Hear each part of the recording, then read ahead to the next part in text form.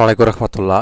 ষষ্ঠ শ্রেণীর প্রিয় শিক্ষার্থীরা কেমন আছো? সবাই আশা করি অনেক ভালো আছো। তোমাদের নতুন বই 2025-এর ইংলিশ ফর টুডে অর্থাৎ ইংলিশ বইয়ের তোমাদের আমরা 43 নম্বর পৃষ্ঠায় রয়েছি। লেসন 13 আওয়ার প্রাইড হচ্ছে আমাদের গর্ব। আওয়ার মানে হচ্ছে আমাদের, প্রাইড মানে হচ্ছে গর্ব। তো এখানে দেখো বলছে আফটার কমপ্লিটিং দ্য লেসন, অর্থাৎ এই লেসনটা শেষ করার পর স্টুডেন্টস মানে শিক্ষার্থী উইল এবল টু যে বিষয়গুলো অর্জন করবে, রিড অ্যান্ড আন্ডারস্ট্যান্ড টেক্সট পাঠ্যাংশটা বুঝতে এবং পড়তে পারবে, আক্স মানে জিজ্ঞাসা করতে পারবে, অ্যান্ড আনসার উত্তরও করতে পারবে কোশ্চেন বা প্রশ্নগুলোর, রিড শর্ট প্যারাগ্রাফ মানে সংক্ষিপ্ত পরিস্থিতি লিখতে পারবে, এবং participate in short dialogues and conversation on familiar topics. ঠিক আছে, শর্ট ডায়লগ বা সংক্ষিপ্ত ডায়লগ বা কথোপকথনগুলো এগুলো কি করতে পারবে, অর্জন করতে পারবে। আচ্ছা, এখানে দেখো আমাদেরকে বলছে রিড দ্য ফলোয়িং প্যাসেজ, এই প্যাসেজটা অনুসরণ করে পড়ো। December 16 is a remarkable day for Bangladesh people. তো এটার অর্থ কি? এটার অর্থ হচ্ছে যে ডিসেম্বর 16 বাংলাদেশের জনগণের জন্য একটি উল্লেখযোগ্য দিন। On this day in 1971 Bangladesh goat independence after a 9 months, আচ্ছা, 9 months long blood shocked bottle against the Pakistani army. 1971 সালের এই দিনে বাংলাদেশ পাকিস্তানি সেনাবাহিনীর বিরুদ্ধে দীর্ঘ 9 মাসের রক্তক্ষয়ী যুদ্ধের মাধ্যমে স্বাধীনতা লাভ করে। It is a day of national pride as well as a day of commemorating the sacrifice of the millions of Bangladeshi people. দিনটি জাতীয় গর্ব এবং সেই সাথে বাংলাদেশের লক্ষ লক্ষ মানুষের আত্মত্যাগকে স্মরণ করে দিন। Pakistani army killed 3 million people sorry and raped thousands of women. এখানে বলছে পাকিস্তানি সেনাবাহিনী 30 লক্ষ মানুষকে হত্যা করে এবং হাজার হাজার নারীকে ধর্ষণ করেছিল।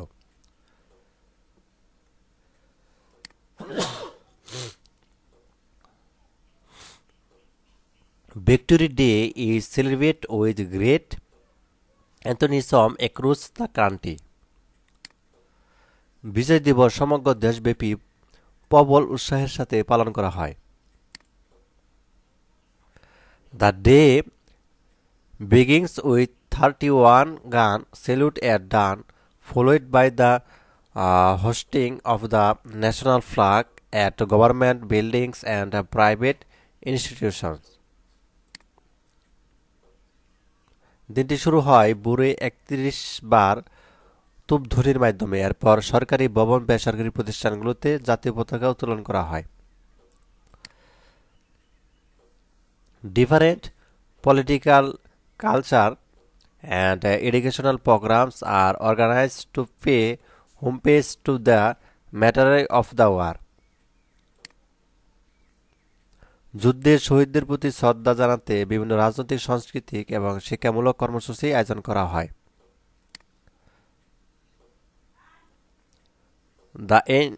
The entire nation celebrates the day with colorful flags, banners and parades. সমগ্র জাতি রং বেরঙের পতাকা, ব্যানার এবং কুচকাওয়াজের মাধ্যমে দিনটি উদযাপন করে।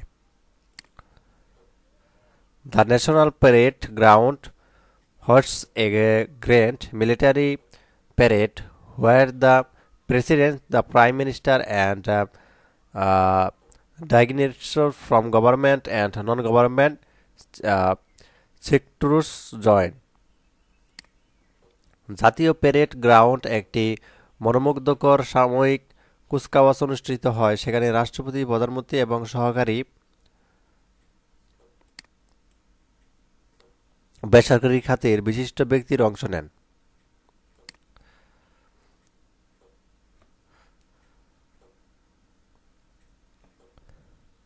The National Parade Ground hosts grand military parade president, আচ্ছা এগুলো তো আমরা পড়লাম। তো তারপর দেখো দ্য ন্যাশনাল আচ্ছা martyrs memorial in Savar our movement dedicated to the soldiers and civilians who lost their lives during the war becomes a focal point for citizens to pay their respects. এখানে বলতেছে যে বেসরকারি খাতের বিশিষ্ট ব্যক্তি অংশ নেয়। আচ্ছা, যুদ্ধে নিহত সৈনিক সাধারণত নাগরিকদের প্রতি উৎসাহিত স্মৃতি ভান্ডার সাভারকে জাতীয় স্মৃতিসৌধ নাগরিকদের শ্রদ্ধা জানানোর কেন্দ্রবিন্দু হয়ে ওঠে। People from all walks of life gather to offer flowers, recite এবং patriotic songs and recall the sacrifice made by the nation's heroes.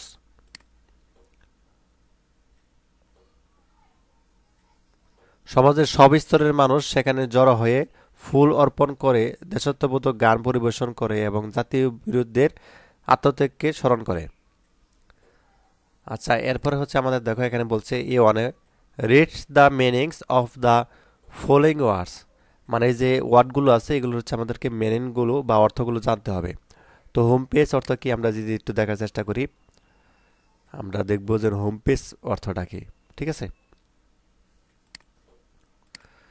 এই যে এখানে দেওয়া আছে। তো হোম পেজ অর্থ হচ্ছে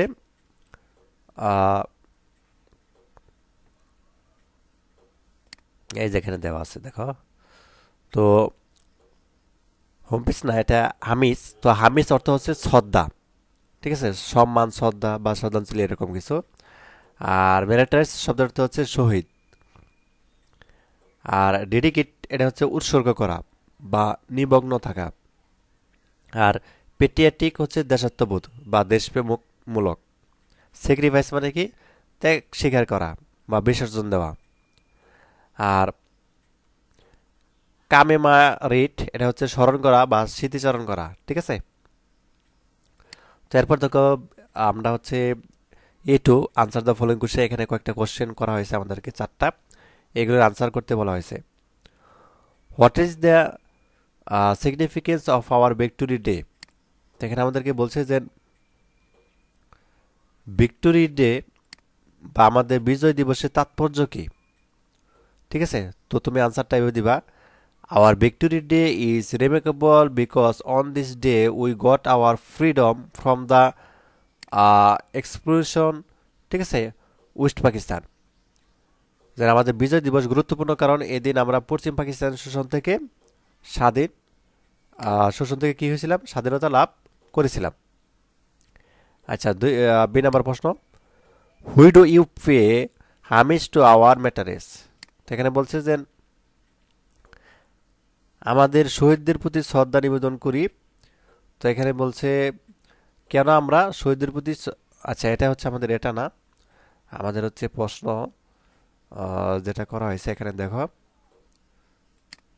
আচ্ছা, তাহলে আমাদের বি নাম্বার প্রশ্ন দেখো, why do you pay homage to our martyrs, যে আমরা কেন শহীদদের প্রতি শ্রদ্ধা নিবেদন করি।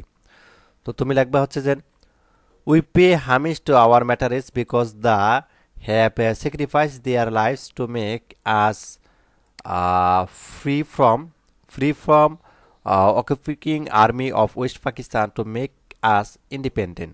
তো আমরা আমাদের শহীদদের প্রতি স্মরণ করি কারণ তারা আমাদেরকে পশ্চিম পাকিস্তান দখল বাহিনীর হাত থেকে মুক্ত করতে আমাদেরকে নিজেদের জীবন উৎসর্গ করেছিলেন।